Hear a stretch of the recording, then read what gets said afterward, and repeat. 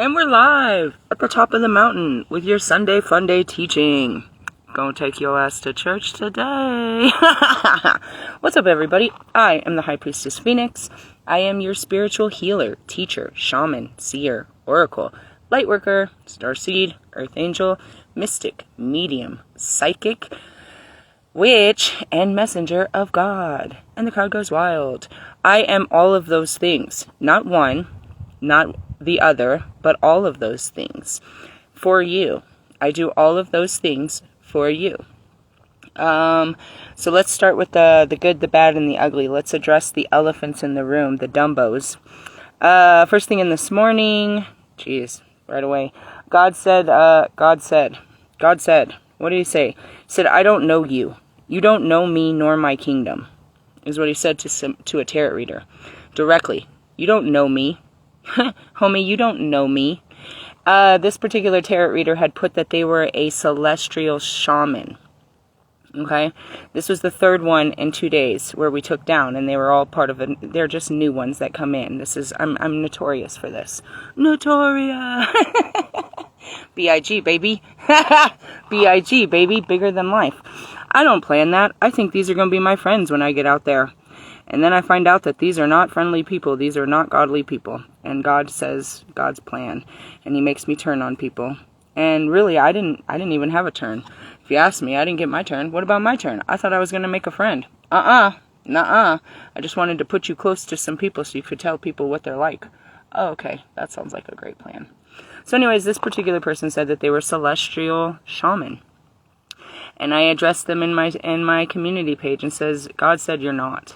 A shaman is someone that works with the spirit realm that delivers messages, a medium, if you will, that delivers messages from the spirit realm here for humanity to better humanity. Your messages are not bettering humanity. Then his friend, and this is where I found this guy, is because they went together. They did collective tarot readings together. They went live together.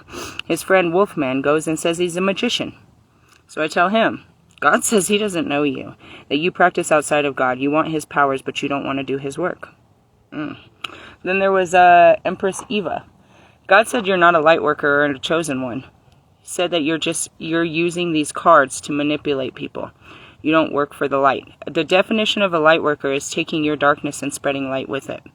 Period. You know not. None of those. So, first thing this morning, he said, bam, bam, bam. Did you hear Bernie Mac? I did too. He stuck his foot all up in that ass, and he said, no, quit lying to people. She's going to tell the truth on you. Do I care? I did. I thought you were cool until God said you're not cool and I can't hang out with you.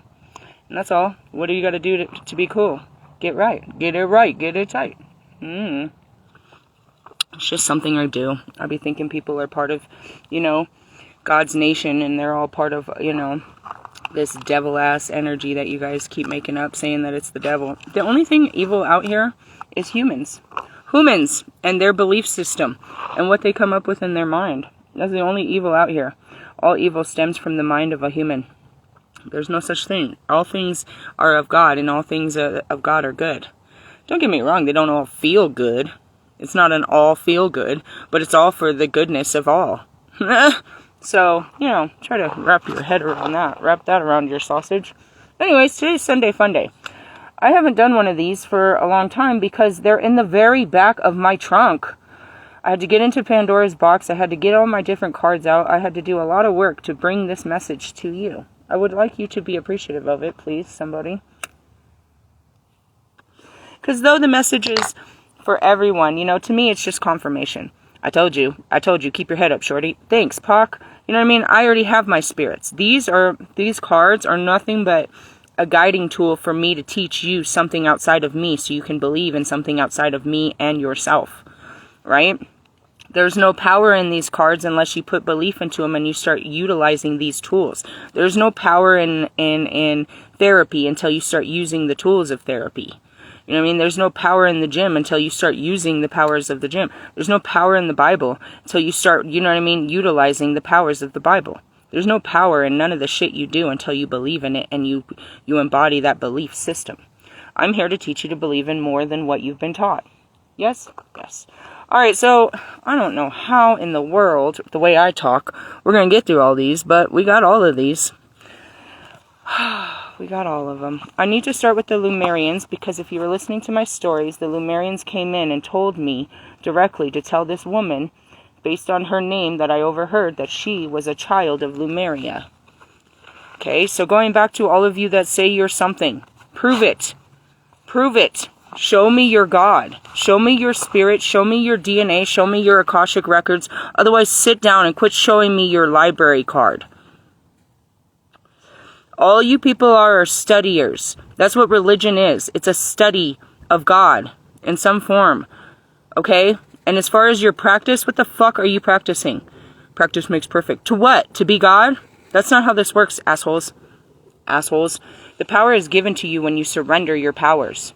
You are trying to gain all power for all, you know what I mean, for dominion against all. No. God said no. Absolutely not. Okay? Okay. Anyway, so going back to it. He is not a shaman. He said he was vegan. I was like, bro, I've watched enough of your videos. You definitely like meat in your mouth. If you swallow it, then you're definitely not a vegan. You're definitely not. You're a lie. Do you understand what I mean? People are lying on such surface levels, and you take it to the face. Like, yeah, I believe this guy. Dude, he's a gay guy.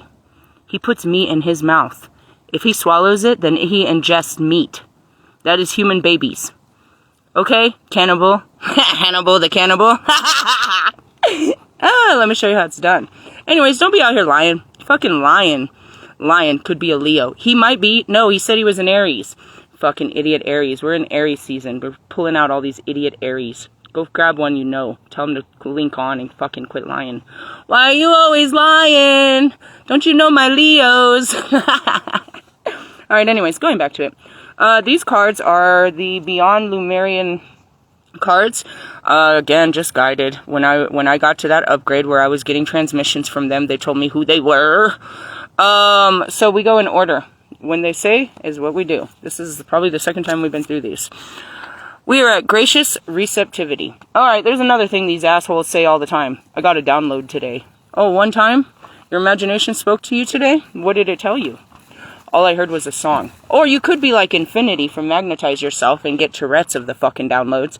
I'm getting a number, a color, a t-shirt, a name, a square. The city of Las Vegas might mean something.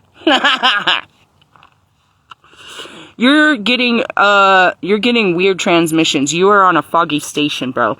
And that's because you're not sitting with them and making these into actual messages. They're not messages. It's your imagination going off. It's a bunch of fucking shit blowing off your face and you're blowing it out your mouth. Or out your ass, I should say. Gracious receptivity means that. I've been telling you that was our spiritual work, was to sit still. It was the Four of Swords, to take an isolation.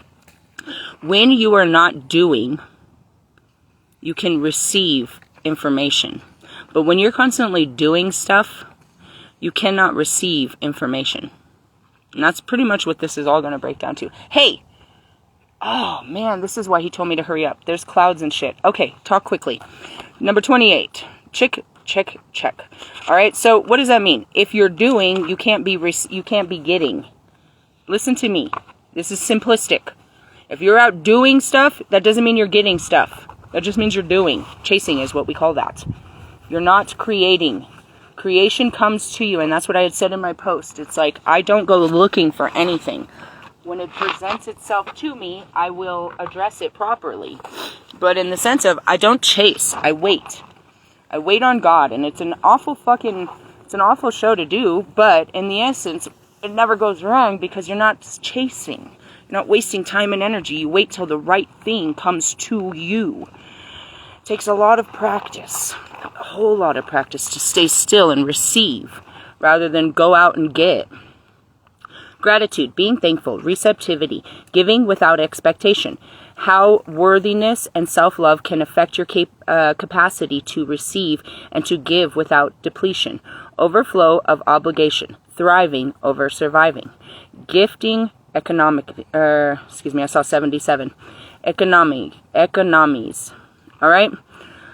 If there was a manual for optimal human experience, one of the most potent points would be gratitude. It is the backbone of all spiritual practice. And when you see me in the morning when I don't have much to say, all I'll say is, I'm grateful. I'm hopeful. I'm grateful. I say that all the time because I'm grateful that I'm here. If I'm talking to you, I'm grateful. I'm always grateful. You know what I mean? What do I have to be upset about? Writing a list of things that you're grateful for has been scientifically proven to have a profound positive effect on the mind and nervous system. When we shift our perspective from what we are lacking, needing, or desiring, we temporarily replace the survival factor, and that's your low reptilian conscious, with the resonance for thriving. And that means you stop saying that you need shit and you start saying, I'm good.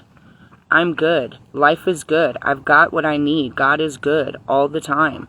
You stop saying that I'm grinding, I'm chasing, I'm on my hustle, I'm coin collecting, I'm progressing, I'm evolving. You're doing too much. You're trying, is what I say. And I say this often. Stop trying and just do. You know what I mean? When we acknowledge the miracle of our existence and how far we've come despite the challenges, it can bring back our inner smile. Gratitude can enliven an attitude of, I got this.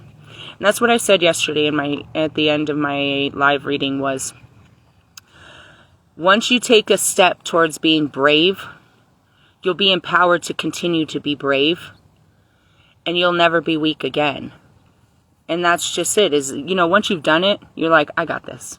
I got this. And sometimes you're overconfident and you'll fall on your face, but that's every child that takes the training wheels off. I'm ready, Dad. And that was me. Get me off the fucking bench. I fell on my face real hard. I scraped myself up. I cried. They had to pick me up. I was out for different hella games saying that I was ready. I wasn't ready. But we think we are, and that's when we are. When you believe that you're ready, then that's when you take those big ass, baby steps. And you might fall. But that's okay, because now you did the first step, you can do it again and again. One of the best tricks for bringing something into life is to be already thankful for it, as if it already has arrived. I'm seeing this vision. When my awakening first started, before any of this craziness happened, I come off of the mountain with this sense of unbelievable gratitude, and I'm crying and I'm thanking God for all my trials and my tribulations, for the life that He's given me. I haven't even healed it. I haven't even seen it. All I know is it's horrible, and I'm grateful for it, and I'm thanking Him for what's to come, and what is, and what has been. And that's just it. I'm not really excited about where I am at this particular moment, but I know that I'm grateful because this moment leads to the next. You have to keep yourself above the situation. And the situation is just moments. There's just moments where you don't feel great about your situation. They're simple moments, unless you sit in them and they become hours and days and weeks and years and a whole fucking eternity of your mind thinking that things are not okay. Why aren't things okay for you? Write this down, please. I challenge you. What is not okay about your life? All right?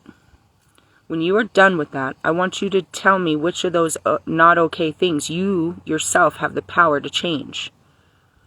And how many of those things are literally just temporary.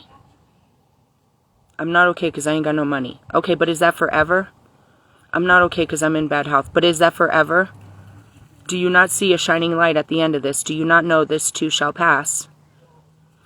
This sets up a frequency of fullness and plenty rather than emptiness and need. As we have mentioned before, like attracts like, and that's what I said in the post. Both of these idiots are lying to each other and believing in each other's lies. And anybody that listens to them are liars too. A liar will believe another liar. The truth can see the truth. Do you know what I mean? Real recognizes real. You guys are really full of shit. And I'm not here to destroy all of your lying friends. They're all with you. You're all a bunch of liars, and it's just that simple. You wear the mark of the beast. I'm showing people how to see the truth. What they do with it is up to them, because most people run from the truth and don't want to believe it, Kanye. But the truth is what the truth is, and it is there to empower you. That these people have no power. These people are weak. These people are just people. Stop idolizing these people and worry more about yourself and how you feel about yourself. Stop worrying about them. Who are they? Whoever. They're just people that you're putting above yourself. But there is a whole other power at play here, as true gratitude is anchored in the heart. Being moved by the sheer awe and appreciation and thankfulness is hugely pivotal to the way others and our environment responds to us. And that's simple stuff. You know, I said that in my post yesterday. One of the worst things you would think about my position is having to wake up in the middle of the night and go use the bathroom. Fucking sucks, right? No, it's actually, I mean, yeah, it sucks. I got to put on all my clothes and I got to get all warm, and then, are the kids going to be okay while I leave the den? This is what it looks like, right? But I open my door, there's nobody there, or maybe even when there is, it makes me feel better. When I see other cars camped out there, I feel better about it, because now I know there's other people aware of, you know what I mean, what's going on around us. But I get out, and the air hits me right away.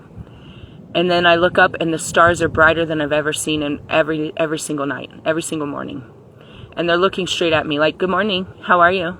How you doing? Where you been? I'm like, I just have to pee. Okay, be careful, don't slip. You know, they're like just loving me. And then I can see the mist and I can hear the animals, and it's just me and God. You know, just the simplistic things. As I'm driving down these streets and I'm seeing that they're falling so quick, the leaves, the beautiful greens and greens and yellows and oranges and reds. It's so beautiful. I just take, a moment. You know what I mean? As I lay my head down in the back seat, how great it feels just to close my eyes and be comfortable and be warm and be together with my family. You know what I mean? There's things, just the simplistic things that I'm grateful for. The next step is to give from our hearts without being asked or invited. When we emancipate a field of new earth consciousness, we can give free us, When we emancipate a field of new earth consciousness, giving can free us from expectation. Just by knowing that we can all thrive together when everything flows as a system of gifting. Burning Man Festival is a blueprint of this. Yes, others may take advantage, but if you drop the fear of the outcome, and I spoke of that yesterday, being a loving being doesn't mean that you have to shut down and you're going to be taken advantage of and people are going to hurt you. There are those. But truthfully, when you start elevating your frequency, they fall off. There's no room for those type of people that just want to take. Because now you're calling in people that are just as giving. It is quite like those of the frequency that will also fall away. Holding up a beacon of light this way creates incentive and inspiration for those around you. And that's it. The more I give, the more I receive. But at the same time, the receiving is just the simple blessing of the falling off. You know what I mean? I get freer and freer by just freeing, others. As their cups fill, it unlocks space within them for resources in other areas. Thus, this giving overflows has a domino effect from person to person. And that's the pay it forward. You know what I mean? If I help you out, then perhaps you'll help someone else out. Or perhaps not. You know what I mean? You don't give there's 1 million people on each corner that need $1. You and your judging views decide who deserves your $1. And you and your judging views have an expectation of what they should do with that $1. No, I'm not going to give it to this one because they're just going to get drunk. Why? What do you think? You know what I mean? Like, what does it matter? Why can't you just give to someone that's asking? Why does it have to be? Do they have to do what you say with it? Why can't you just give? Because you're in a position that you can. The giving spirit is coming, which is Christmas, but Christmas isn't a time or a season. It's an actual vibration. All right? Those who struggle to feel that they have the resources to give may also have trouble receiving. And that's it. You're holding on so tightly to what you have that you don't believe any more will come. You know what I mean? I don't have much. I've done this for a very long time, but the number one rule is to not hold on, to always believe more is coming. Do not deny yourself. Do not go without because you think there is no more. You give, you know what I mean? I don't blow and go, but I have to always tell myself it will be okay. More will come. You know what I mean? I don't hold on to my last cigarette. No, it's my last one. Okay, I'm going to give it to you because I know I'm going to have to get another pack somewhere. Do you know what I mean? Stuff like that. It's like I don't do that. And that's the number one rule, is to always believe in more abundance. It will come. You don't have to create it. God will provide it. Some do not feel worthy enough to receive, even from themselves. That's something I struggled with too. I don't like to spend money on myself. There's too many things that we need as a family unit, that the kids need, that everything, the car needs, that everything needs but me. And one thing I'm really bad about is like even foods. I don't like to treat myself to good food, even though like, and I'll deprive myself vegetables and good shit because they don't eat it. So why should I buy it? Because that's selfish. What about the whole family? I should convert and do what the family wants. That's hard. It's hard to love yourself. You know what I mean? To put yourself in a position of, I am important. I've been through this. Some do not feel worthy enough to receive even from themselves. As mentioned, heart energy is key to gratitude and receptivity. Here it brings us to self-love and how important it is to feel full enough so our overflow that doesn't deplete. And that's it. When you pull back from people, places, and things, when your heart isn't open, when you're not open to giving time and energy, then that means you're closed off. You know, it's an everlasting flow. Like, there's a need that must be met in the universe, right? So, like, if you don't have something, then it's up to God to provide it because He's a good God and that is His job. But if you have everything you need, then there's no reason to provide anything more for you. And that's why it's so important to keep shedding and getting rid of stuff so you can keep bringing in new stuff.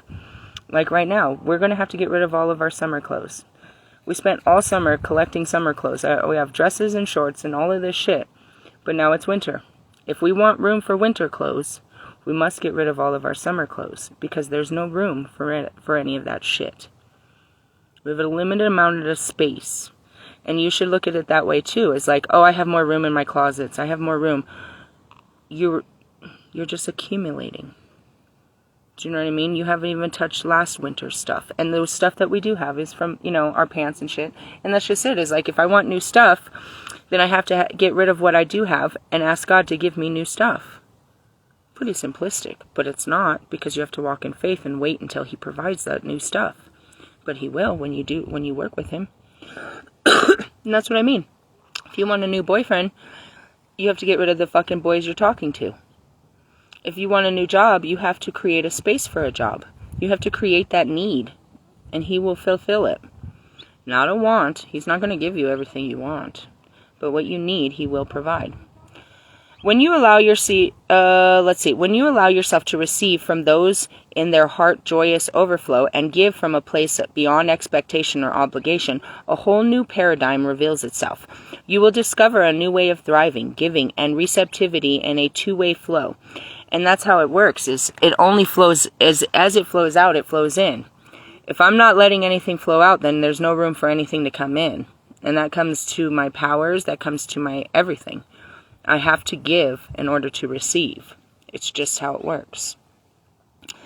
Let's see. You will discover a new way of thriving, giving and receptivity to a flow. When we are in our hearts, we have limitless resources, and that starts with gratitude. Could gifting economies be the seed of more joyful new paradigm in making the world go round? Divination meaning. Consider your relationship with gratitude, how comfortable you feel receiving, and what you love to give. Are there themes that allow the joyous overflow of giving without limitations?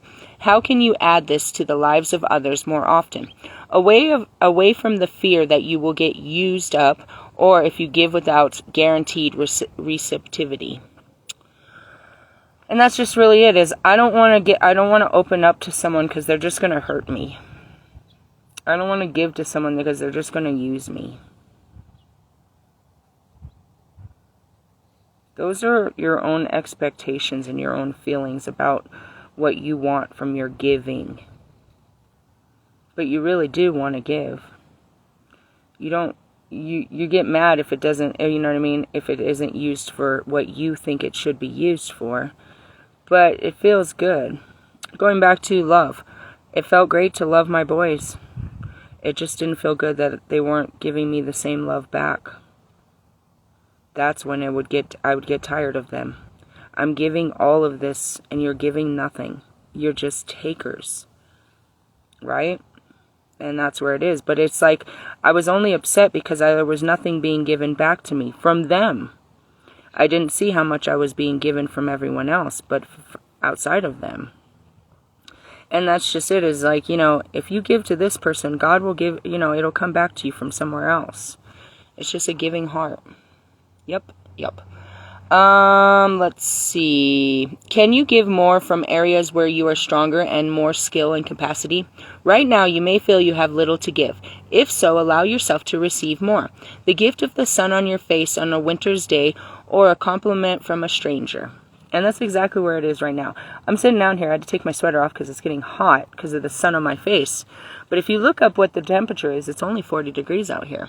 It's fucking freezing. And the snow is it's going to rain or snow in a little bit. The clouds are coming in. But the sun is cooking me. And that's a blessing. I'm not freezing.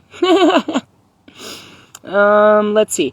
After all, it's up to you how deeply you wish to drink of the gift that is shared. Often we take only a little sip when there is so much more we can appreciate. And yet it's beautiful when you give to someone and they light up and receive it fully. Gratitude, self-love, self-worth are interwoven with the capacity to receive. Together they nourish your soul. Step into your heart space by listing all you are grateful for, and notice how full you start to feel. From this place, your gifting capacity will spiral upwards. And that's it. When you start realizing how much you have, you start realizing how much you can give. But right now, you look at what you don't have. You know what I mean? And that's it. I don't have materials to give. Not usually. But I give freely of whatever I do have. And that's what creates my materials. You know what I mean? The inspiration and the hope and the light that I put inside of you can create material abundance for not just you, but for others and everything else. You know what I mean? I am abundant inside, and the more I share it, I become abundant outside. That's just how it works. I don't have to create abundance outside of me to bring into me. I just have to share my abundance with others, and I receive abundance likewise. And you are created the same way.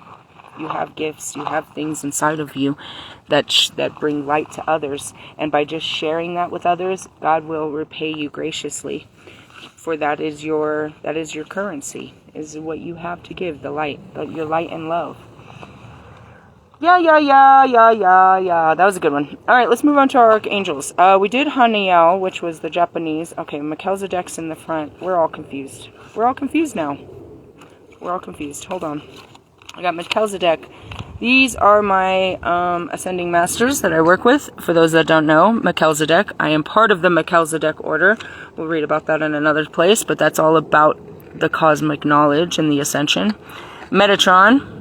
That's all about your the sacred geometry and knowing, the earthly versions of such things, right? You see how it has all of the. This would be, I'm seeing the King of Pentacles. He teaches you about the earthly realms of the spiritualness and about your energetic field. And then, of course, Christ. So these are my ascending masters that work with me often. All right, so we did Kamael, we did Hanamel. Did we do Chamel? No, I guess we're at Chamel. I guess so, because Ariel comes next. Okay, Archangel Chamel. Do you guys know your archangels? These are really great. They also teach you the ascension path the same way. Hold on. 7, 8. Okay, yeah. They teach you the ascension path as well, but using archangels and how you learn the same lessons. I have many books that teach you how to ascend. They're just oracles that teach you how to ascend. That's all I teach you, is how to get back to the light and how to bring it down to humanity. Alright, so she's number 9, and this is a new suit. The Archangels of the Pink Ray. The color and the flame is a pale, deep pink. The chakra is your heart. The organ of the human heart. Healing qualities are love, romance, compassion, kindness, trust, and connection. Crystals associated are the rose quartz, rondo crystalline, pink tourmaline, pink diamond, pink sapphire, pink amethyst, magnesium calcite. The essential oil is rose. The constellation is the Charioteer or the Wagoneer, and it's Auriga. Alright, Chamel comes to heal love and relationships. The beautiful Archangel Chamel is known as the Archangel of the Heart, the loving one. The name Chamel comes from the word Le Chamel, Lechem in the Hebrew, which means comfort and compassion. Chamel's pure love can help release sorrow from the heart and guide towards forming open-hearted and balanced relationships. They told me to show you these. These are the books, and we go them one at a time, right? That's what we're doing. Got it? Okay, I heard you. And that's it. That's what I mean is I'm getting. What are you getting? If they're telling you to do something, then do it. If they said say something, then say it. Stupid. Sorry. I'm sorry. I'm being a little ugly. Call on this angel to attract romance or when you need help to resolve issues with loved ones. Whenever this being is around, you may feel fluttering butterflies filling in the pit of your stomach. Chamel is sometimes portrayed as a masculine angel, but he can also be attributed with a soft feminine energy. Aw, that's like Ali. I love you, Ali, or Lewis. They're masculine, but they are soft feminine energies, as depicted in their oracle card.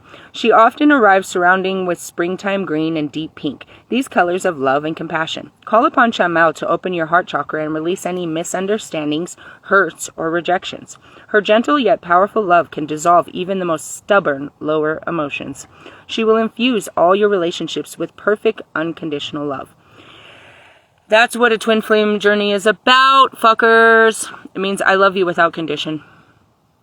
I love you. Even if you don't love me back, even if you're an asshole, even I just love you. No matter what you do, no matter what you say, I am going to love you.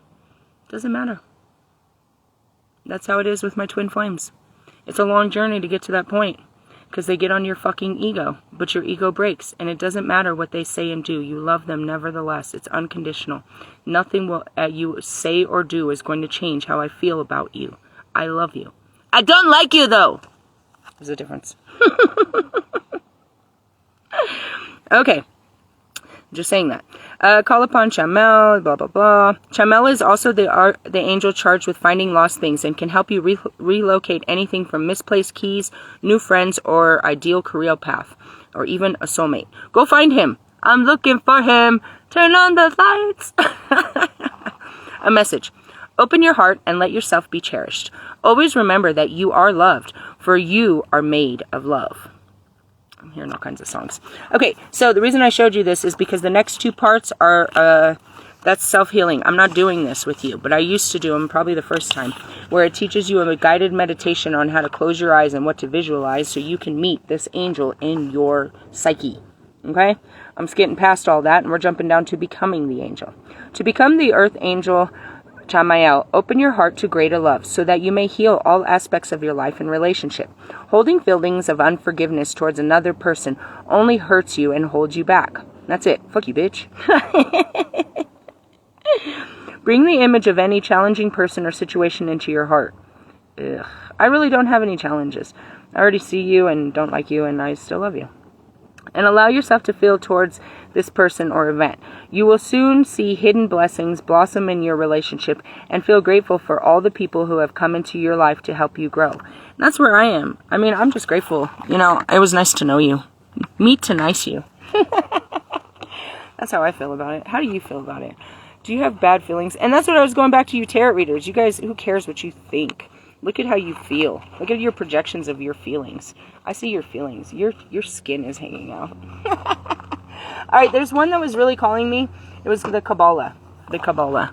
I'm like one of the only people that ever bought this shit. I promise you. Show me another.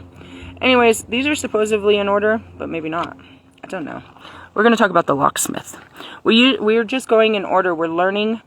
I'm not actually. Have you learned any Hebrew letters? Me neither. We're really just opening our minds. Open your minds. That's what I heard.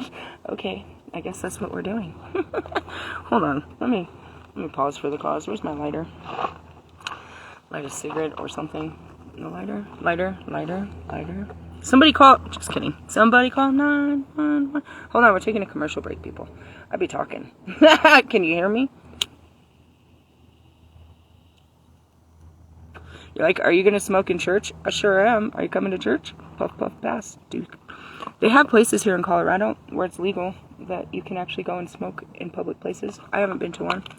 Again, I'm not in a position to be like, you know, going and hanging out with people. Anyways, sounds like a place I could meet some cool people. Blow their mind. Alright, the locksmith. That's funny, because the last ones were on 47, 47. Yep, we're all on the same pages. Okay, the locksmith is a cautious man, making his living from a cautious trade. He builds devices to lock and bind precious golden objects which yearn for the fresh and cheering rays of daylight. He thinks to keep and have forever, but locks prefer to remain closed, and keyholes become smaller with disguise. Commentary. Every organization has someone who guards its resources so closely that it's almost impossible to get at them. Supplies are released with painful slowness and doors unlocked grudgingly. It seems an unnecessary hindrance, but it brings security and guards against waste. It is also a display of respect for what has been created, bought, given, or wrought. The role of the locksmith, like others in this set, is not satisfactory if you see it as an absolute. The protector who has no counterbalance will end up by impounding everything of value and refusing access to all. Locks, I'm seeing Scrooge McDuck. Locks become stiffer, and over time people forget what lies beyond those doors. But in the body of an organization, a family, or a community, the different roles play off against each other. The locksmith will be challenged by those who want to use those protected resources. Maybe without the locksmith they would run to extravagance and then complain that there's nothing left to use.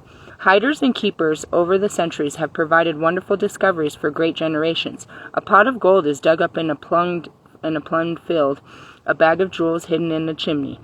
The misguided belief that valuables could be safe in this way enriches us in extraordinary ways.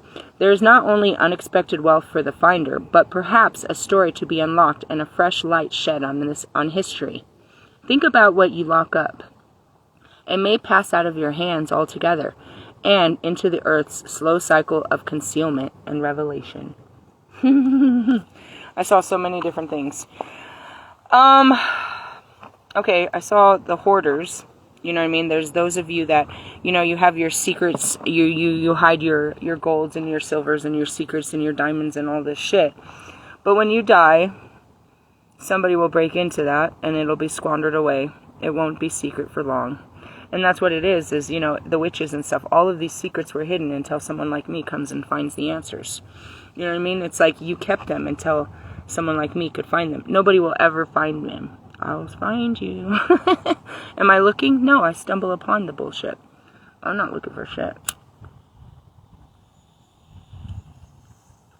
But as I say, my life is a national treasure. I'm always finding secret history, you know, fucking gems and stuff like that hidden beneath the dirt. The truth is everywhere, but hidden in front of plain sight is what I say. And so, in reference to this, you're hiding all kinds of things. You're hiding your family's history. You're hiding your guys', you know, you're hiding somebody's underwear. Why did you steal my underwear? It's so weird. You're hiding all kinds of things. You're hiding numbers. You have vanish mode on your Instagram. But what are you hiding? Because the truth shall be known. And why do you hide such things? Are you shameful of such things? Or do you believe somebody will take them? You put more value above those things than your life. If somebody comes into your house and wants these things that are hidden in your, you know what I mean, in your safe or whatever, or you're not going to give it to them freely and just say, fuck it, call insurance, take a loss. You know what I mean? Whereas you really don't. Think about all the people, imagine all the people that had shit hidden in their houses in New Orleans, and then the Hurricane Katrina came and washed away all of their blunder, is what I say. You know what I mean? They built these, you know, nobody will ever get past these walls. Yeah, it's reality, but I'm saying also metaphorically. It's like nobody's ever going to get close to me. I'm never going to let anyone know these things about me. And I'm saying myself, there was things about me I will never let anyone know because I don't even want to know. Nobody will ever accept me knowing these things about me. So I'll keep them hidden. And that's what created my whole identity, was hidden things about me, had created personalities about me, to where the only person that didn't know was me. There were people throughout my life that seen and knew what was happening to me, but the only person that didn't know what was happening is me. I mean, really. And now I have to discover the truths about me that I hid from the world. Does that make sense? And that goes back to it, where you've long forgotten what's hidden behind those doors. I don't even know what's back there. I don't even know why we don't talk. I don't even know why. You know what I mean? Like, I don't know anymore. That's what I told Russ. What the fuck are we fighting over, bro? The fuck am I bothered with you about? Why the fuck do I even have to look at you every morning? Why do we even do this? What have we been doing this for? And that's it. It's like you turn on a mode and you don't even know what turned the mode on and how to turn it off. And what even started this. And that's just it. It's like, you know what I mean? You just turn on a switch. Time to switch up. Interpretation. Life task. You cannot achieve utter security. You can take reasonable precautions to protect, but beyond that, you will only create the opposite effect, putting something out of your reach altogether. As far as protecting ourselves, by protecting ourselves, you know what I mean? We're not letting ourselves out. By keeping people at a distance, we don't let them in. By keeping our feelings to ourselves, we don't let ourselves feel. Does it make sense to you? Relationships are the same. We can never be completely certain of another person, and we have to grant them the freedom to make their own choices. And that's it too. There's a lot of manipulation and control. I am guilty of this. I can see visions of it. You know, there was an age gap between me and my husband, and he wasn't 21 yet, and I was. But it wasn't so much that, but there was manipulation there. Like, man, was he mad. I got tickets to Baby Bash's show, and it's a 21 up and show, and I'd been joking around with him saying I was going to a Baby Bash sleepover all this time. Then all of a sudden I'm pregnant, and I got tickets, and me and my girl are going, and he can't go because he's not of age. This is totally fucked off, right? This isn't cool that I'm doing this. But by that, he gets all distraught about the situation. She's going to sleep with Baby Bash, and because he's a paranoid schizophrenic with PTSD and ADHD and all of this other shit. You know what I mean? And he gets all liquored up and stuff, and this is a man that I've left my children with to go out and have a good night with. Both of us are pregnant, and we're just going to a show with no intentions to drink or pick up men because we're full of babies. But yet, you know, he's all distraught and pissed off, and it takes it out on me when I get home as if I've done something wrong, and you know what I mean? And who knows how he acted while I was gone. There's a lot of things that were wrong with this whole situation, number 1, 2, and 3. But ultimately, when they go, you have to give them the peace to, if you're going to fuck me over, then fine, you're going to fuck me over. I'm not going to spend my whole life trying to protect myself from you fucking me over. And there were situations, like I knew if I went around certain people, they'd offer him a drink, and that would start some shit. So I wouldn't go around certain people. That was manipulative. I would avoid certain calls. I would delete people. I would get rid of people because I knew them being in my life would cause him to cause problems. I would limit myself because of the limitations that I put on myself by just being with this fucking person. I wouldn't wear clothes that I felt sexy in because he would feel insecure and make me feel insecure about the clothes that I was in. Do you know what I mean? There were certain things about that. And it's like you have to give people, it says right there, you have to grant them the freedom to make their own choices. And when I saw that, it's like I wasn't allowed to make my own choices, but it was a two-way street because I too was trying to protect myself and manipulating what street I would go down, what place I would go so that it didn't trigger him, so that he wouldn't want or need or flip out about some shit. You know what I mean? By all means, work for stability. Look after your possessions and your relationship with love and care. But in the end, you are the only caretaker, not the jailer. Possible meaning: a guard or caretaker. Locks, codes, and protective mechanisms. Caution. Check your boundaries and your security measures. Specialist help is useful, but set your own limits on it. Something is locked up that should be released. Overprotectedness. The challenge of passing through a locked door. I got a lot out of that. Damn, right? The Hebrews, the Kabbalah, they were really onto it. They are really the founders of mysticism. They understood the spirit realm. Let's say this again. A guard or a caretaker. It's really funny because yesterday I drove past the Supermax and they were hiring, what did they say? Correctional officers. And I was like, I wonder what it would take to be a correctional officer. And then I had a little image of, you know, like, just a quick image of something I may have seen in my head, you know, on TV, of like what it would be like to be one. Locks, codes, protective mechanisms. That's what we all have. You know what I mean? You got to break down your walls. Check your boundaries and set your security measures. And that's it. Keep your, you know, don't let people overstep. Boundaries are not walls. Boundaries are limitations. I have my limits. Do not cross this limit.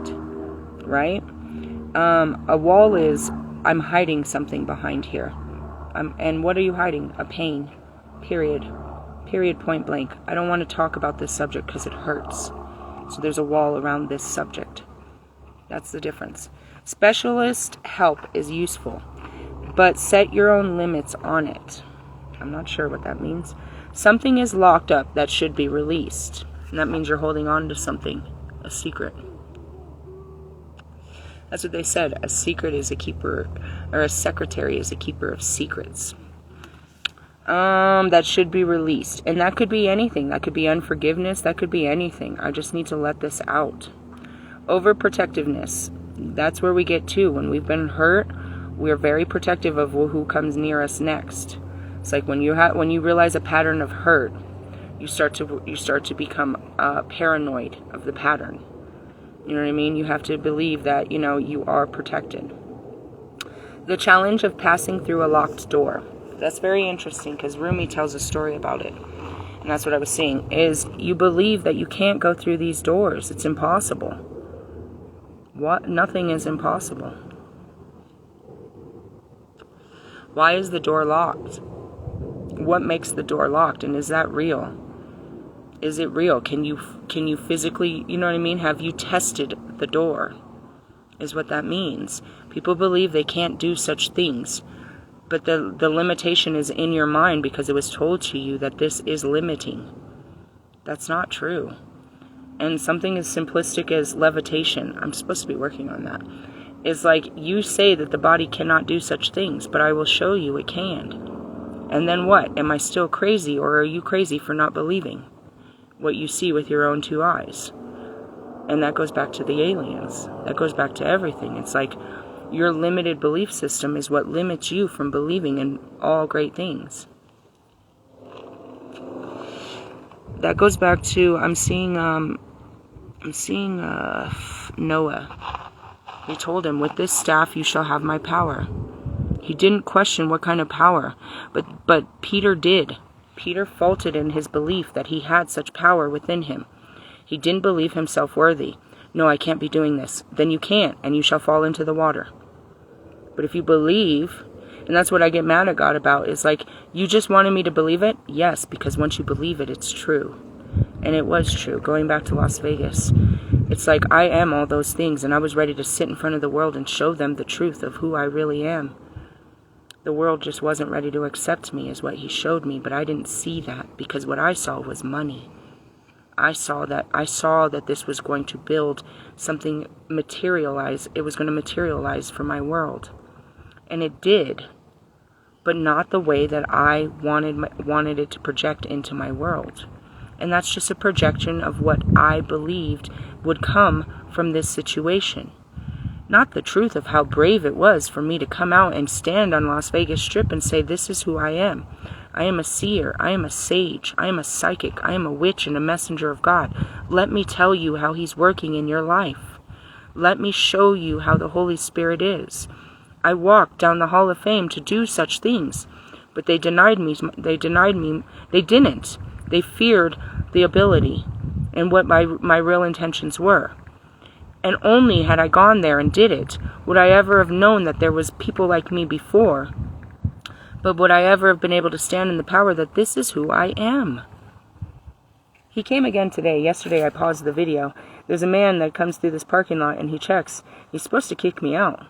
But he sees me with all of my shit out here, and I know he's scared. I'm not going to talk to her. She's a witch. He fears me. But he doesn't know that I'm here spreading love and light because of those that have come before me. I'm persecuted for nothing more than the works that I do, because of those that have done these works before. and have not done them for God. But again, you know, we see things that should be this way, but it's not. It's more of the belief system. So the challenge of passing through a locked door is, why'd you make me believe that, God? Why did you make me fucking go to Las Vegas and believe I was going to make some money? Don't you see what I really wanted to show you? Yeah, that's stupid. I still ain't got no money. You ain't never had money, bitch. Stop it. We're always bitching about money. Why? I don't know. It's in the flesh. It takes money to live. And that's what he shows me. If I keep doing this, you know what I mean? He provides for me. He will show me how to provide for myself, and he will bring those that will help to provide so that we can provide these messages. But that's the work I do. The work I do is to learn and to teach. And as a priestess, it doesn't come with a paycheck. And that's what I was bitching about him. I can't be a full-time priestess like this. My children, you know what I mean? We made a promise. You promised me my children wouldn't go without. I believe they deserve better. What do I have to do for them to have better? I'm fine. I usually am. I don't really, again, I need not. I fast. I don't need. You know what I mean? But I want my kids' needs to be met. I want them to not have a, you know what I mean, a hard life. That's all. And they don't. My son is having a blast over there playing. My daughter's all laid out in the inside. She's probably dancing, to be honest. I mean, we're fine. It's just, you know, we believe that we deserve better. And that's what I talk about. It's like the ancestors. Like, okay, yeah, thanks. I love all these feathers, but, you know, fuck. Ha, I'm only human, right? Alright, that was a good one. Go through the door. What door? I don't know. Whatever they say is impossible. It was impossible. They kicked me out of fucking Yuma, and I'm like, I'm going to Las Vegas, and I'm going to be a whole freak show. That was impossible. I did it, didn't I? Then I camped out for a week. That was amazing. I got me a blow-up bathtub. That was unbelievable. For free $99, I just want to point out. God said go home. I didn't think that was fucking possible. Here I am. You know what I mean? He said you're going to get a job at Amazon. Here I go. You know, I'd like to do better impossibilities, but, you know, whatever's possible. Let's keep going. Number 19, an activation to connect. These are the light workers, again, part of the ascension. One of the first ones I actually got, light workers, oracles. Alana Fairchild creates a lot of my works. I just want to point that out to anybody that's looking for an actual good one. Follow your intuition. You're like, ooh, something about that looks good. I've always liked unicorns. I like fairies. My daughter has a whole tarot in here that I've been carrying that I'm always like, why did I buy that? Because it has all of the energy that I take it. Like, all, you guys don't know this, but all my cards, you're sitting on top of all my cards. They're being blessed in the Holy Land, under the sun and everything. I mean, I take all of this stuff and it's like, you know, it carries the energy and all that shit. I will pass on my greatness to you. Can you see my daughter writing cards? She thinks I'm a joke. Anyways, on page 66. Are you catching those? Alright, here we go. An initiation to connect. Love exists through our universe. Many loving beings that do not belong to the human race exist in worlds beyond the earthly realm. Okay, so I started watching more of that, you know, abduction. She said she made it up, whatever. He started saying that the aliens were abducting us so that they could mix, co-create with us. You know what I mean? Well, ultimately, how did demigods happen? How was Jesus born? You know, what made us starseeds and earth angels and stuff like that? We are more than just the flesh inside of the flesh that was made. You know, Jesus was, a Holy Spirit came and told Mary that she was going to put a child in her womb. Demigods were made from a mortal that slept with a god. Okay? Okay. So going into it, you know what I mean? I was watching that. It's on Netflix. What was it? The Great Abduction of Manhattan or some bullshit. Anyways, and he was saying that they were spending a lot of time trying to understand our physiology, but of course limited by God himself. They weren't allowed to hurt us and fuck with us in the ways. But ultimately, yeah, that shit is traumatizing, you know what I mean? Have you ever gone to the dentist at a young age or had, surgery or anything? All of those situations are traumatizing, especially when you know it happened, but you don't know it happened and everybody thinks you're fucking crazy because, aliens don't exist. angels don't exist. You know what I mean? Nobody told Joseph that. Nobody told Mary that. Nobody told Noah that when they said, God has spoken to me. But yet you guys come around telling us, no, that's not true. That's a lie. That's this. That's that. You're psycho. Okay, Kanye West. Anyways, that do not belong to the human race in the worlds beyond the earthly realm. Among these are those who are aware of the spiritual plight of humanity and are willing to and able to help us move forward. Unlike those who close their minds because they fear the unknown, you have an open mind and an open, receptive heart. And that's where it all comes from. And that's why, Bobby, I'm scared of you. I never know what you're going to say. I know I'm a whole medium to the universe. It comes from my heart. I don't think. My brain has been turned off for so long. I can't think of anything. It comes straight from my heart. And that's where it's, the truth, the whole truth and nothing but the truth. But then, that's where it all comes. Now, going back to the beings, they tried to give me downloads, as if God does, straight through the brain so I could see, but it was nothing but bright white light, flashing light. It was like an epileptic seizure, bro. It was a strobe light happening in my head, and I almost passed out. So they couldn't give me information through the way that, other beings can, how we typically receive information. So as I've said before, I had this dream, it's in my documentary, I'll have to go back. But I was like, something weird happened last night, guys. I'm laying there, and I see myself on a table. And there's all these beings, and I don't recognize them. And the only person I see, there's none of my guides. I just see Kobe in the back, and I'm telling him what's happening. Then shortly after, I start getting the transmissions through my spine. And I always say, there's something there. I can feel it. There's something there that it comes through. And it comes in, and it's usually, under a full moon, it'll activate. They'll start putting information into my body. And by the full moon, the light of the full moon, it'll turn into words, and I can tell you what's been put into me, all the things that I'm seeing. Now I can see it. Whereas before, it was just a bright light, tons of flashing lights where I couldn't see it. Another one that was difficult for me was taking messages from Krishna. I could not understand Krishna because I'm a dark being. They made a bunch of jokes. It was a funny laugh off. But only when I got into deep, dark hip-hop music in that trance could I get the messages that he was trying to deliver. And that's another thing of the shamans, going back to that asshole saying he's a shaman. A shaman is just that. You go into a deep state of trance where you are now one with the spirits, and they are delivering messages to you to deliver to mankind. You are a messenger. You are a medium. I show that music activation and how to trance through it, and that's why I'm connected to so many musicians, to get them to start making the right frequency of music to keep people activated in an elevation of love, so they are themselves getting transmissions through the music. But instead, these guys are creating from their ego. They're not creating from their heart, so I haven't got there with them yet. It's another thing. I'm here for a lot of shit, bro. Alright. Beings from other worlds recognize you are a receptive channel for their unconditionally loving assistance in the world. You will both benefit from the individual and help on this planet. So you are being offered an invitation to connect. That goes back to all the fake tarot readers. Spirit guides, ancestors, gods, goddesses. Who are you talking to? You're reaching out into the dark realms of the world. You're reaching beyond the veil and asking anybody to guide you.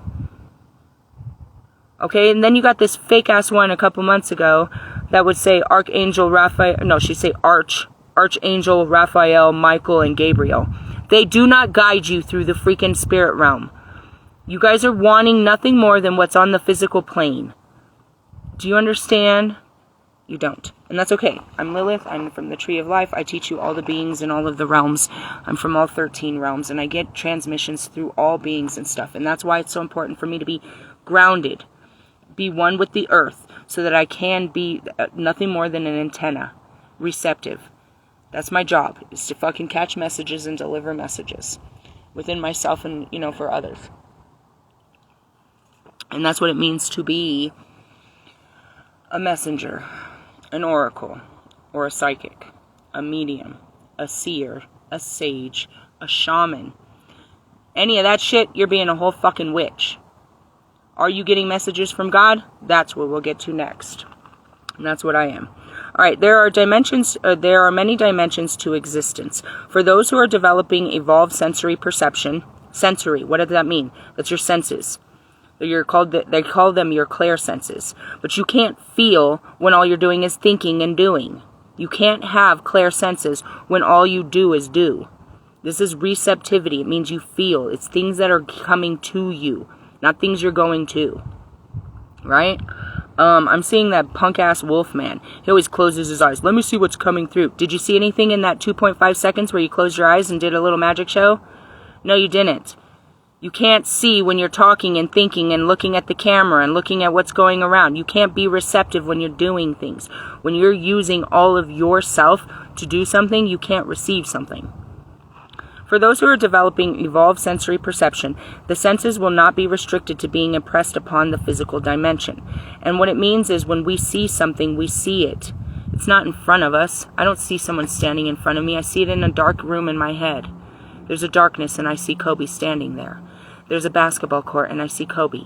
There, I'm seeing. I'm hearing. The music's coming from inside of me. I can't stop it. I'm singing it. You know what I mean? It's inside. It's a sensory. I feel. Not I think. There's nothing inside of your brain but fucking information. It's nothing more than a Google search engine, if you will. You have to decide which one to click on. Okay? Okay.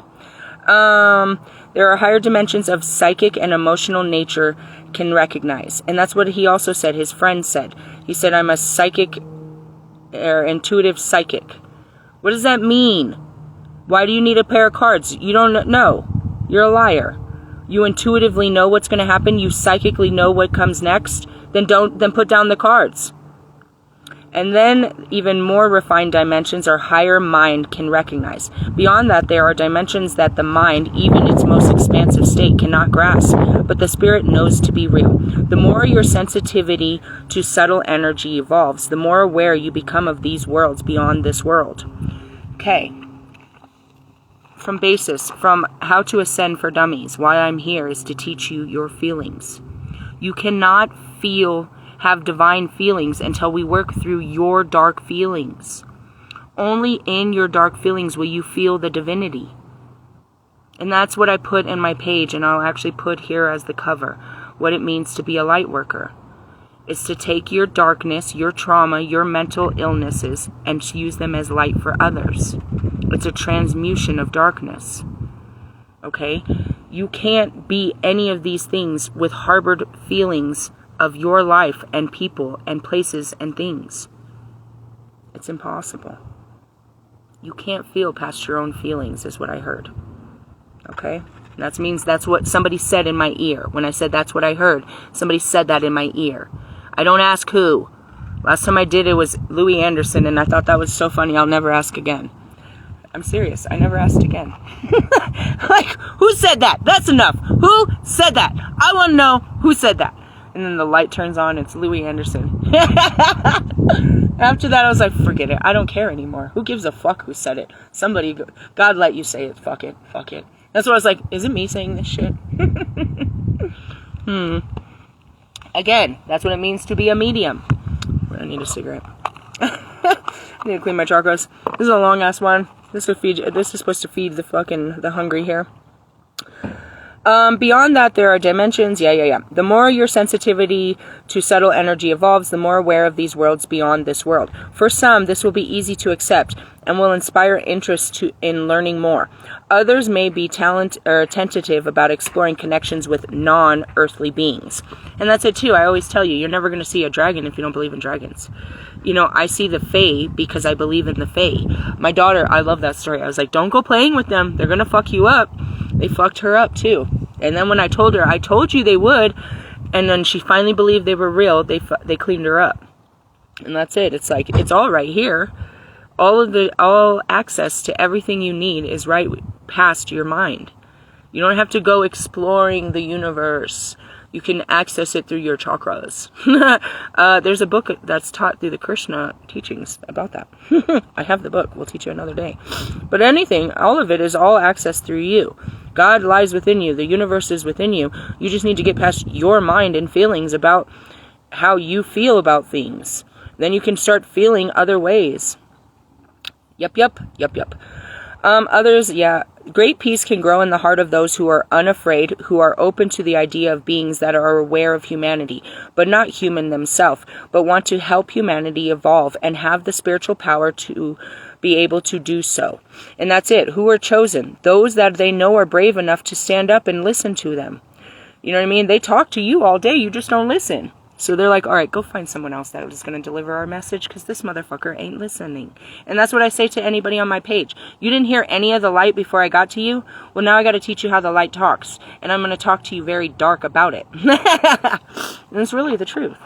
Okay? And that's it. It's like, you know, they're always talking. Do you want to tap in and listen? It's a never-ending conversation in the universe. They don't never shut up. And if you really listen, the music is outrageous. It's like, it's a whole mashup up there. The monster mash. Thanks. You guys are like, you wanted to pull out some cards and see what's going on in people's lives.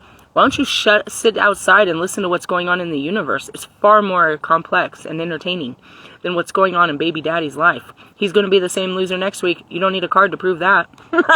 God's going to get him. Leave it alone. Fuck off.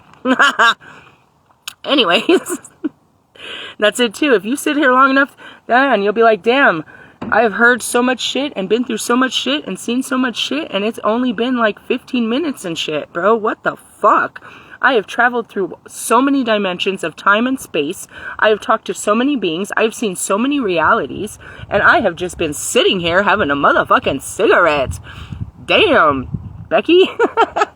Remember those conversations, Marshall? Oh, man.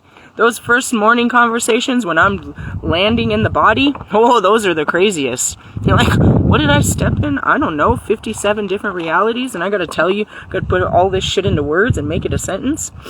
I'm serious. And that's what it is, to be receptive, to be outside of yourself and receive the information of the universe. All right, anyways, what are we talking about?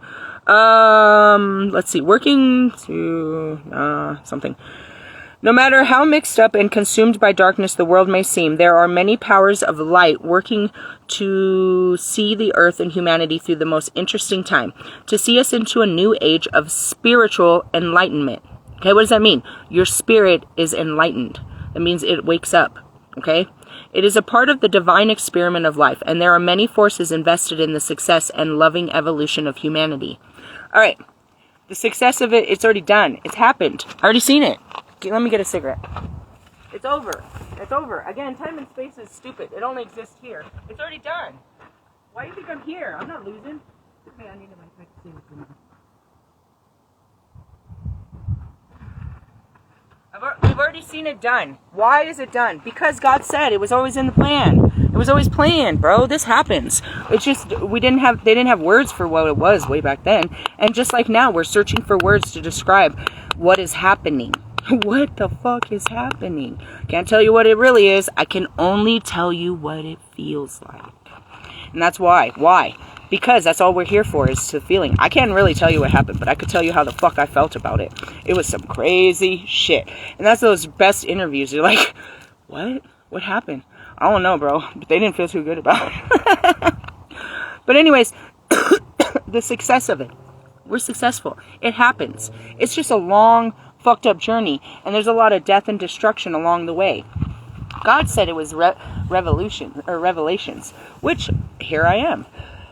But ultimately, I mean, it already happened. It's proclaimed. It was already written. Dude, they saw this happening way before it ever happened. We're just here during the happening. What's happening? I'm telling you what's happening. So, let's see. There are many forces invested in the success of the loving evolution of humanity.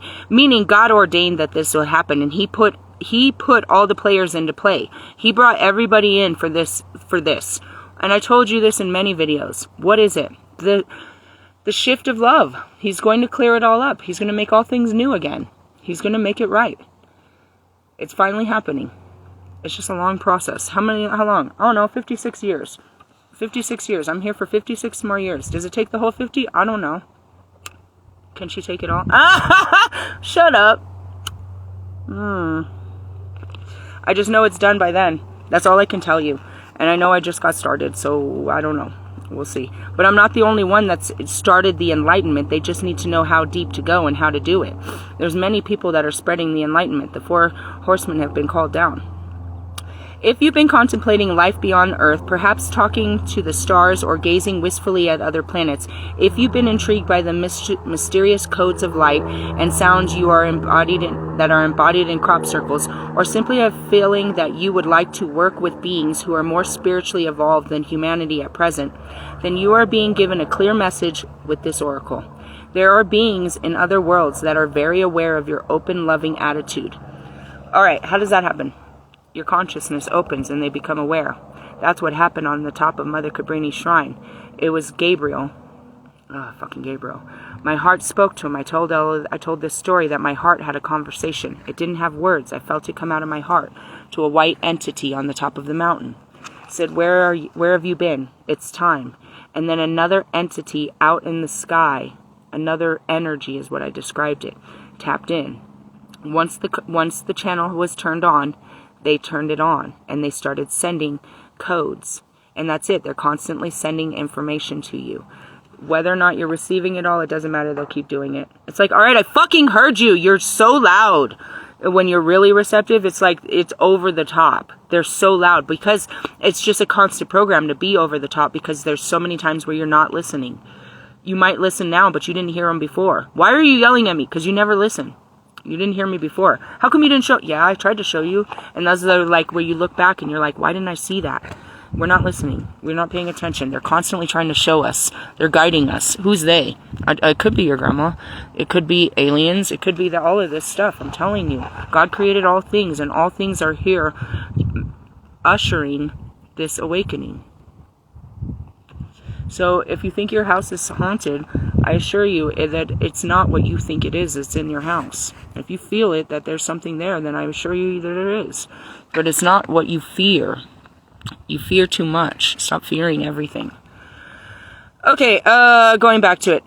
They are actively responding to your thoughts and feelings. Since we live in a free will zone on Earth, we must extend an invitation to receive assistance. And that's it. That's just like with God, with Jesus, with anyone. You get down on your knees and you ask for help. You talk to them. And I've called out to all of them. I have called out on the divine. I felt like they weren't doing their job, so I called justice on the divine. Had everybody look up. I said, no, I don't feel like they're doing their jobs properly. I call justice, God. Look at them. Judge them. Judge the divine for if they are doing what should be done at this time. And that's it. There's no one above me. It's God. There's no one above me. We work together. They're not above me. They weren't created in more glory than me. You know what I mean? And me as the child of God here on earth, in essence, go fuck yourself. You know he cares more about his children than anybody. And that's where we're at. It's like you fucking bow to God's children. Those are his children. You are here to serve God's children. That's what we're here to do. So in essence, fuck yourself. If you're not fucking doing your job outside of my being, then I'm calling God. And that's where they be mad. And that's true. I'll call on God. It's me and God. And then he sends other people too, in between us. But when I got a problem, I go straight to him. And I've gotten into it with my spirit guides too. What the fuck? When I went off on Kobe and Pac and all of them for what happened between me and Marshall, I put all blame on them. What the fuck was you doing? Your job is to protect me from being hurt and from messing up my connections. I was very upset. They didn't talk to me for like a week or two. Since we live in a free will zone on Earth, we must extend an invitation to receive assistance. Because you are unafraid and resonate with a place of peaceful curiosity, a higher level awareness, you are capable of issuing the needed invitation to those that can assist humanity from a place of unconditional love.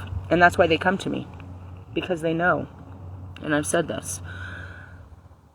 I became activated, so it activated everyone to come to my calling. Is what that really, really means.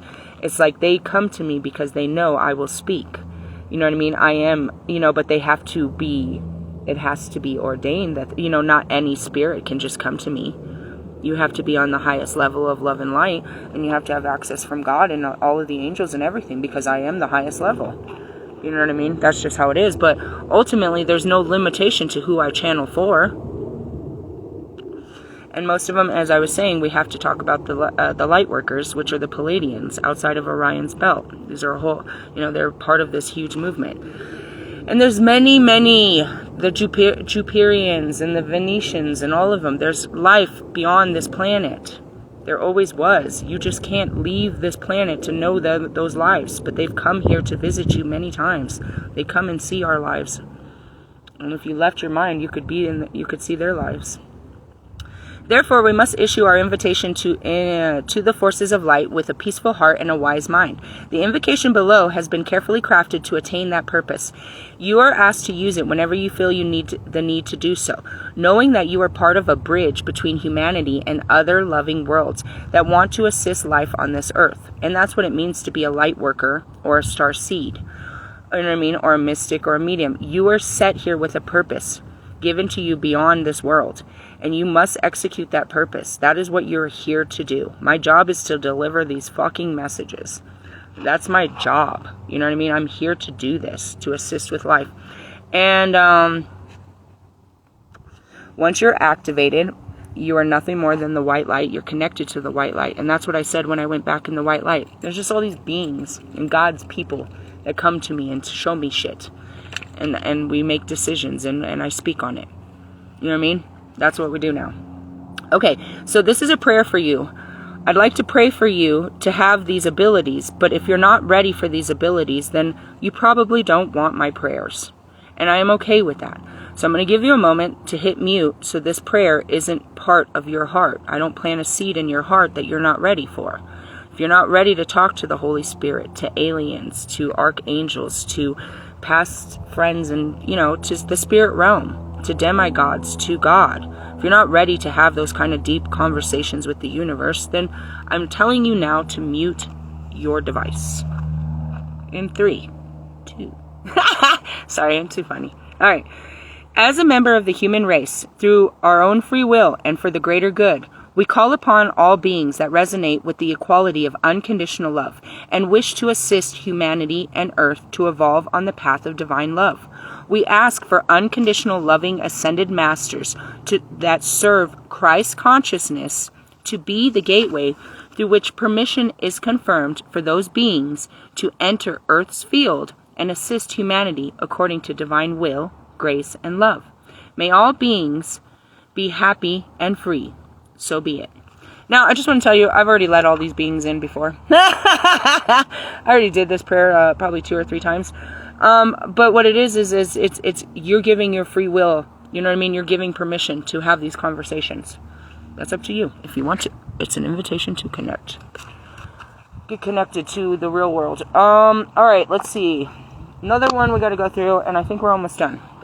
The light workers, the light oracle. These are frequencies. Again, Alana Fairchild. You go through different frequencies, dark and light frequencies. Each one is different. I don't know. We're going to just pull a card of what frequency we're currently in. Oh, this is what started it all, was Maeve. The Sovereign Queen Maeve was the card that we pulled over 2 weeks ago. And that's why we started teaching on Queen Maeve, which was in my dark teaching yesterday. Go back. Okay, let's find out where we're at. I'm going to do a shuffle up with this. Oh, one just fell off on us. Oh, gosh, I saw the oracles. Parvati has oracles that I wanted to get. All right, Lasaya of Parvati, number 32. Let's talk about this frequency that's running through us, this light frequency that's hidden beneath our DNA. Again, it's frequencies. Let's see. 29, 32. On page 169, New Beginnings in Balance. That's what that means. If I could ever keep a cigarette lit, I swear. There is a gentle way to proceed and obtain the same or even greater effect. Tame the wild and frenzy workings of the mind by grounding yourself with beauty, pleasure, and grace. Violence and its negative effects shall be overcome and healed through feminine gentleness and inner spiritual strength. This oracle is a sign of great future happiness. I saw a lot of men. I saw a lot of gangsters. I saw the hood. The hood go crazy is what I saw. It says violence and negative effects will be overcome and healed through feminine gentleness. Men have it within them. And when these men of power start acting with their hearts and showing that they have a heart and it's okay to act in their heart, it's going to change everything. And that's my counterpart. Who is that man that can admit to his dark feelings and the effects that they have on his body? Who is that man that can cry in front of the world for what has been done to him and show the world that he has survived it? That he's not cold, but that he's alive. That's what it really is. Parvati is the universal mother in her gentle aspect. Although, as with all mothers, her fierce side will emerge if needed to protect her children. Here comes the bees. She is beautiful and benevolent and invokes the quality of love, connection, creativity, and a devotion to higher purpose. The divine goddess has many names, and Parvati is also known as Jagatambri, the mother of the universe. Her son is Ganesh. Oh yeah, this is a whole story, and this is part of the family. Okay, I already know what card to pull. The elephant-headed, and that's why I said let's address the elephants in the room. The elephant-headed deity who fosters success in all new ventures, protects from obstacles, and is of particular benefit to those who feel drawn to right. Parvati is the mother to all, and her presence in a reading adjures success in every level.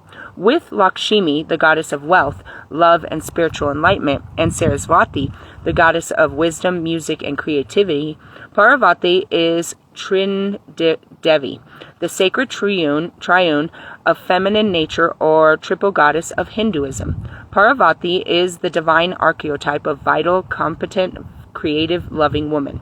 When her oracle appears, all I'm seeing is the Kalima. I'm not them. Again, I wasn't this form of the triple goddess. I was my own goddess in a different form, but I've been the triple goddess in many forms. There is an opportunity to heal one's mother wounds and one's relationship with feminine more generally. And that's what I said about the card readers. I said, hold on a second here. Let me fix the dog. I said what's wrong with them is their maternal wounds. They're not nurturing. They're not loving. They're not caring. They're not forgiving. They're not understanding towards humanity, which comes from however their mother treated them. Their mother was cold and harsh and very criticizing, and that's how they are in their projected readings, these tarot readers. And I mean, I can see that you don't have a loving side, and that means that it came from your mother. No, my dad wasn't there, which probably made your mom a bitch, didn't she? She was with her Afro puffs. Well, that's what happened to me too. Okay? All right, let's get into this. If you want to hear terrible mother stories, you could listen to mine. I guarantee you they're worse than Marshall's. I guarantee you they're worse than most of yours. But, and that's how I had to I had to love my mother and myself through all of the pain that my mother had caused, because she didn't have a loving mother. Nor did she. I had to become something that wasn't part of my family. Break curses and be loving. Not just towards me and my daughters, but men again. All right, let's see here. Parvati is the consort of the wife and the wild god Shiva. He loves to meditate as a fierce temper when distracted from his spiritual practice. And that's what it is Kalima. You have to understand the story. Kalima was an altered ego of Parvati that came out.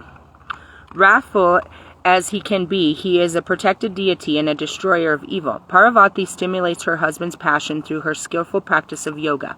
Okay? He is roused from meditation by the powerful energy she generates, and he performs his fierce cosmic dance, Tandava, which brings an end to that which needs to be annihilated so new life can emerge. Alright, so if you don't want to hear it from the goddess of destruction, then hear it from the god of destruction. All things must die so new things may be born. How many different ways do I have to tell you? That's all I have to tell you for the rest of my 56 years. Leave that's no longer serving you. Oh, I did my job. The vigor of Shiva's dance in our lives can be intense. Parvati's dance, Lasya, provides balance and calming grace when the soul needs gentleness and comfort. Parvati's dance is her dance of happiness, leading us along our path with requiring us to continually push ourselves beyond our limits. Her wisdom protects us from breakdown, guiding us into breakthrough. Her oracle indicates that even though we may go through intense challenges, there is a calming influence which can help us if we are willing to allow for it and be kind to ourselves. And that's it too, is like, I don't know what you're going through, but my situation is pretty much rock bottom. And my job is to keep a good attitude about it until the situation changes, for this too shall pass. And it's not easy to have a good attitude about things that are projected to be such terrible things in a person's life. But then there's that, you know what I mean? It's like, when I saw this, it's, continually pushing ourselves beyond our limits. That was the God inside of Kobe, and that was, Parvati and gods before him. You know what I mean? He had a divine feminine goddess and God within him that he pushed upon himself and others. His wisdom protected us from breakdowns and guided us to breakthroughs. All right? And this is, I'm seeing him. His oracle, let me just change it from her to him. This oracle indicates that even though we're going through intense challenges, there is a calming influence that can help us if we are willing to allow for it to be if we are willing for it or willing to allow for it and be kind to ourselves. And that's it, is you got to talk your way through this. No, you don't let your mind tell you how bad it is. You tell you be grateful for it is. Man, it's a beautiful day. It's a beautiful day. And to be honest, dude, again, every time I see another person pull up and spend the night where we spend the night, it reminds me that it's okay. My daughter told me a story that her and her boyfriend and her dog had to thug it out in their car for a while before they could get housing. Many people have been in my position, but nobody ever wants to be. And it's how we take the adversity of where we've been placed. It's just a place that I'm in right now. I will not be here long. But how I feel about it is how terrible it's going to be while I'm going through it. And that's where that gratitude comes in. At least I'm outside every day. You know what I mean? When I can crawl into the back, at least we have all this room that, I turn into the back seat. I can turn it into, pretty much a twin-size bed. So we curl up. I get to curl up with one or both of my kids. My daughter never would lay next to me. She hasn't done that since she was like 2 or 3. Now she has no choice, and it's great. You know what I mean? I get to be close to my kids. We get to, there's a lot of great things that are coming from a bad situation, or what is perceived to be a bad situation, where there are other people that make this decision wholeheartedly that I'm just going to leave everything and live out of my car. It's just better for me. You know what I mean? And, there's just a time and space that I occupy. And I'm grateful to even have a car. You know what I mean? I'm grateful not to be in the tent. But I was grateful for the tent, and I was grateful for the shelter, and I'm just grateful, you know what I mean, for whatever comes next. When Parvati knows that a more dramatic intervention is on the way to conquer the particular evil in our lives, she will manifest as the ferocious goddess Kali, and that's me, just an alter ego of her. One story holds that Kali was so intent on destruction that the fate of the world hung in the balance. So her husband Shiva appeared before her as a crying babe, which instantly invoked her maternal instinct and calmed her back into her state of Parvati. And that's it, is like, you can go all dark, but your mothering instinct will make you come back to the light. You know what I mean? I can be a killer, but I'm more of a lover, We can trust that the Divine Mother loves us and responds to what is needed, but also knows how to get things done without being more heavily handed than necessary. She is gently moved by our suffering and will manifest in whatever forms you are needed to heal. Her oracle asks you to invoke her and trust what transpires is for your healing and spiritual fulfillment. And that's what it is. It's like, why are you putting me in such a fucked up position? Because this is going to make you strong. What kind of strong? And that's what I mean. And you're like, who's doing this to me? The devil's out to get me. No, I promise. It's God.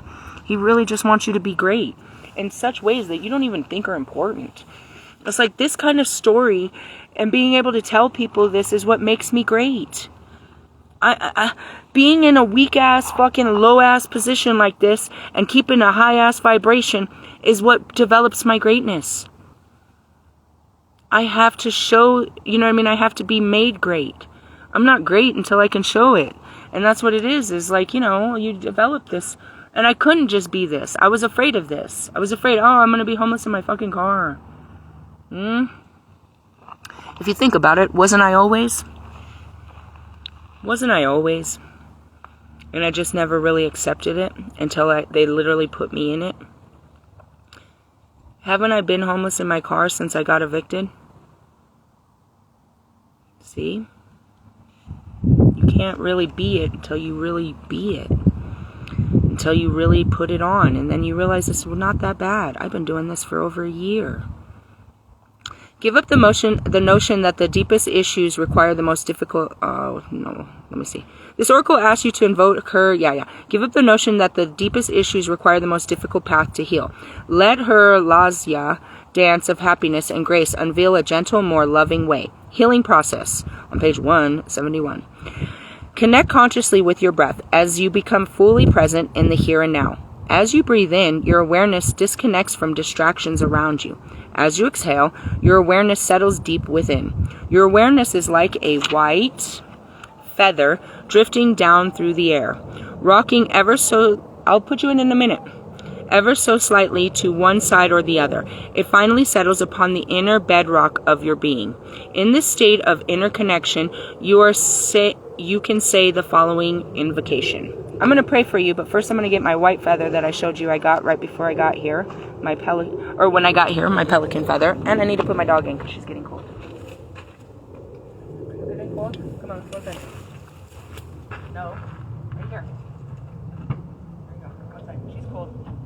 Let me get my feather. I wanted to show my feather.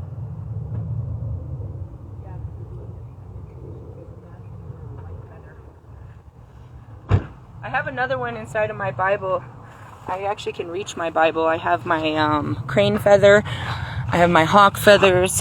I have my owl feathers that I also received, which are the highest levels of ascension. So here's that feather. See it? So imagine you were a white feather. Here we go. For the divine spiritual benefit of all beings, I call upon the Divine Mother, Parvati, for her blessings of spiritual grace, happiness, wisdom, and healing. May I recognize and embrace the gentle path for effective healing and love self-transformation and loving self-transformation. May the triple blessings of the Tri-Devi grace my soul for the ultimate benefit to all souls. So be it. I got a download when I was seeing there. I saw Bronin, and she's like, you know, I never work with the moon deities. I don't work with Hecate. I don't work with Kalima. God created that. The mother, the most sweetest mother, you know, Parvati, Saraswati, the triple goddess in that sense. We're all wonderful, but they needed protection. They needed another side to them, outside of them. And that's what I was. You know what I mean? He created that for them. And I'm seeing Slim Shady. He created that alter ego for him. A side where he could let that side out. A part of him that was still him, but needed to be expressed. Do you know what I mean? I am the triple goddesses of Hindu, but my most ultimate role was that of Kalima. And if you do the studies, you'll know Kalima is Parvati, but you'll know that Kalima was, you know what I mean? And that's going back into my Morgan. I'm fierce. I will fight for those I love. And I love all of you. And I will fight for you until there's no fight to be had. I will fight with you, for you, against you. I'm all about the fight. You know what I mean? But going into this, it's like that piece of me and that piece of you that you deny was created by God for you. And it is you. Marshall Mathers will always be Slim Shady. And that part of him is the part that I love the most. Because that part of him is the part of me. And that's why they always tell him, where's the old Slim Shady? Because that dark part of you that you denied is the part of us that we denied. And when you let that out, we can let ours out. But it's not always good. No. We don't kill it. We heal it. We don't kill them. We heal them. And that's it. It's like you don't deny God's justice and God's glory and, you know, his vengeance. You just respect it and have reverence for it. If you cross this line, and believe me, I've done that so many times with Marshall, and that was the fight. That was the fight I had with God and with my spirit guides. You let me cross a line of unforgiveness. He shall never forgive me for what has been said and done. I didn't see that all things were forgiven by that time, and I've done it many times. Got into a huge fight with him over water. I had absolutely no idea it was water. I told him he was a sellout and he was a piece of shit for putting his name on liquor. He really didn't do it in the stores, but he did with gin and juice. And so that's why I didn't fully apologize, because there was truth behind the lies. And he didn't put me in my place because there was truth behind the lies. But ultimately, going into it is like, that side of me that has to come up and fucking light a fire under your ass, God created. And he created it because it's a mothering side that protects me and you from what comes next. You know what I mean? If I have to light a fire, then this shit needs to burn down, and we will rise from the ashes together. But this needs to burn now. I'm going to spit fire on this shit. And that's just the way it is. Right, Pac? And that's what I'm hearing the birds. To everything turns. There's different levels to you. You can't just be one thing, because you're not just one thing. God made you many things to be more than you could ever imagine. And the things that are probably your most powerful things are the things you deny the most. You know what I mean? Logic being a weirdo. God is the most fascinating thing. The weirder he becomes, the more he lets his weirdness out, the more attractive and humble and resonative and normal he seems. The more unnormal he's, you know what I mean? Looking back at Britney Spears, that shit seems hella normal now. Hella fucking normal. My kids ask me, do you like Britney Spears? I said, I love Britney Spears. I want to do an exorcism on them. They're like, why haven't you done it? I was like, because I don't know her. Or she don't know me. Alright, now imagine, feel, visualize, or intend that you see a glorious goddess of white light, graceful, kind, and loving, devoted to you, gazing upon you. For her loving gaze emerges a protective field of powerful white light, which enters your body, heart, and mind, and your soul, clearing and healing the blessing you from within. That light expands to softly touch, bless, heal, and illuminate all the spaces within and around you on every level, through all dimensions. This is happening to the extent that you can, or let this happen to the extent that you can. Allow it to feel as euphoric or peaceful as you wish. I'm seeing the white light wash. You can do those under the full moon, but you can also visualize that. That's what a lot of magicians, magical folk do, is a wash. I've learned to wash myself in all layers of the rays. There's different ways to do it. It's how you visualize it. But when I'm really out, I will send a direct white light through me. I will stand and I will tap into the white light into the earth, and I'll let it run straight from me into the universe to cleanse me. And then I'll send out I guess an earthquake is what you would call it, a vibrational quake within myself to clear off, to break anything that's inside of me. Because that's what it is. If you take your chakras, which again is the rainbow colors, so depending, if I'm working on my heart chakra, then today when I take a shower, I'm going to visualize the green waters cleansing me. Green and pink, as they said. As I take a shower, I visualize this, cleansing my aura, filling me with love and compassion and understanding. You visualize these things, and then they become real. It's all about visualization and belief, right? So, that's what I saw is, allowing the white light. There's a lot of white light healing where you don't have to go outside of yourself. You just have to visualize it being done to yourself. Going back to my archangels, each one of those archangels has a 2-part visualization where you can actually meditate and visualize and see and witness and be in the spirit of these archangels. So this is just being in the spirit of the white light. And once you're in the light, you may have visitors.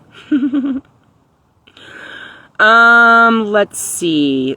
Rest in this energy for a time. When you are ready, bring yourself back to the present moment by grounding yourself, connecting to the flow of the breath in and out, and hydrate your body. You've completed your healing process. Make sure you drink a lot of liquids, because really what you're doing is you're doing alter egoed work.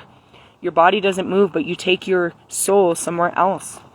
You get really tired when I do stuff like this. I get really tired. I get really hungry. I get really thirsty when I'm channeling, because there's so much energy being flown through me. You know what I mean? What does that mean? Imagine going to work and all these, you get like 50, 60, 70 calls and you do all this stuff in a matter of minutes. You're like, damn, I'm fucking wore out. What happened? I was just working. That's what that means. I have 2 more oracles and we're going to get out of here. I know this is a very long reading, but I don't know when the next one will be. And again, I don't do these that often anymore. So let's make it a good one. We talked about the Fae briefly and butterflies. So I have these 2 oracles that I got in Oklahoma, I believe, for like $5. They're really pretty. I really like the fairy ones because they're showing the color coordination shows autumn. You see all the colors? You see the colors? They're beautiful. Okay? We were talking about that in the Morgan, the blues and the yellows and the stuff like that. What colors to work with in the Maeve. So let's get a message from the Fae. And Morgan Le Fae, that's, again, I work with the fairies. But that alternate time and space, as well as Odin and, you know, the Tree of Life. There goes my feather. Sorry. Gotta have my feather. Okay. Let's see what's on top. What do we got? A new career. Your work focus is shifting in a positive, new successful direction. And that's it. I'm still doing my priest work, but I'm also being asked to do, you know, real work. That's it. Go figure. Life. I'm in the wrong book. New career. I went to love life. Marriage. New home. No, new career. Here we go.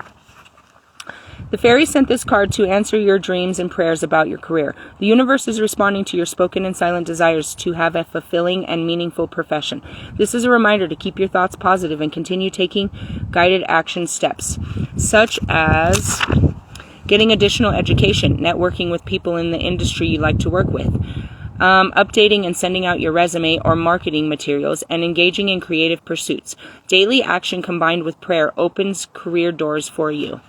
I just got a horrendous download while I was watching that, while I was reading that. They need my life to be a life, because that's what makes life exciting, is what they were showing me. You know, this job is just to show people what it feels like. Everything they put me through is just to show people what it's like to be human.